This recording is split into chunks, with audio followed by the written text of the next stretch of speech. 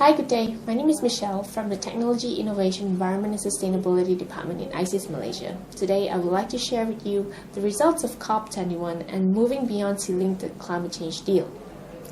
The recently concluded climate change agreement in the United Nations Climate Change Conference held in Paris from the 30th of November till the 12th of December was hailed as the world's greatest diplomatic success. As the world has already adopted a new Sustainable Development Agenda in September this year, this new global agreement on climate change has cleared the air of skepticism and cynicism among observers, especially after the 2009 diplomatic disaster in COP15 in Copenhagen. 2005 is indeed a landmark year for global development and cooperation. The COP21, or the Conference of Parties, target was simple. Its aim is to achieve a legally binding and universal agreement to keep global warming below 2 degrees compared to the pre-industrial levels by 2050. The history of climate change negotiation can be traced since the creation of United Nations Framework Convention on Climate Change, UNFCCC, at the Earth Summit in Rio de Janeiro in 1992, which officially recognized climate change as the human responsibility for this phenomenon. Since then, 21 annual sessions of Conference of Parties was held and 11 sessions of meetings since Kyoto Protocol was held. Kyoto Protocol in 1997 was the first commitment or agreement which set quantified greenhouse gas emission reduction commitments for developed countries between 2008 and 2012. Kyoto Protocol, however, was not ratified by major developed countries such as United States and Australia. Following this, a new international agreement, which was supposed to be adopted in 2009 in COP15 in Copenhagen, was not signed.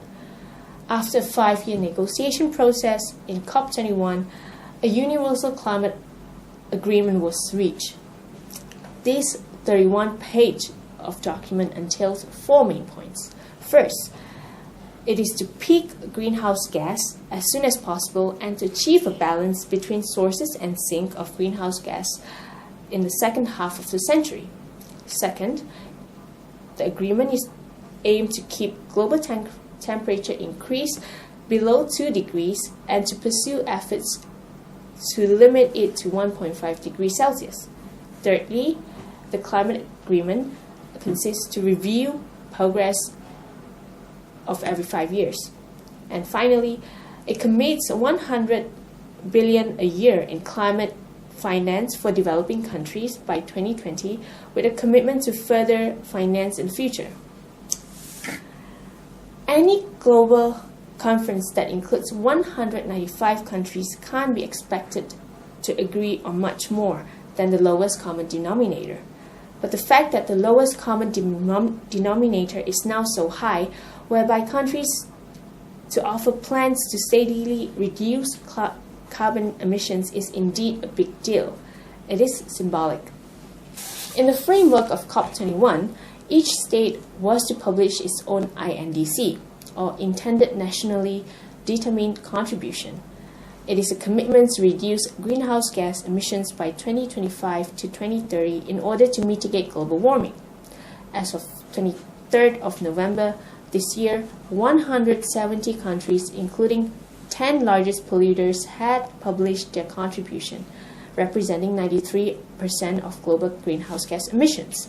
Malaysia, too, has renewed its commitment to reduce greenhouse gas emissions intensity by GDP by 45% by 2030 relative to the emissions intensity of GDP in 2005. This consists of 35% of an unconditional basis, and a further 10% is conditional upon recipients of climate finance, technology transfer, and capacity building from developed countries. One important point is that this agreement will not be legally binding unless ratified by at least 55 countries, which together represent at least 55% of global greenhouse gas emission. Such party will need to sign the agreement in New York in April 2016 and 2017. These raise doubts whether some countries will agree to do it. If they did, who will implement the enforcement mechanism? So moving beyond COP21, success of government will depend on whether individual countries will honor pledges that they've made. Countries would have to shift beyond rhetoric of common but differentiated approach and seek to allay their concerns and find compromise, such as to end fossil fuel subsidies, putting a global tax on carbon pollution, and invest in greener technologies.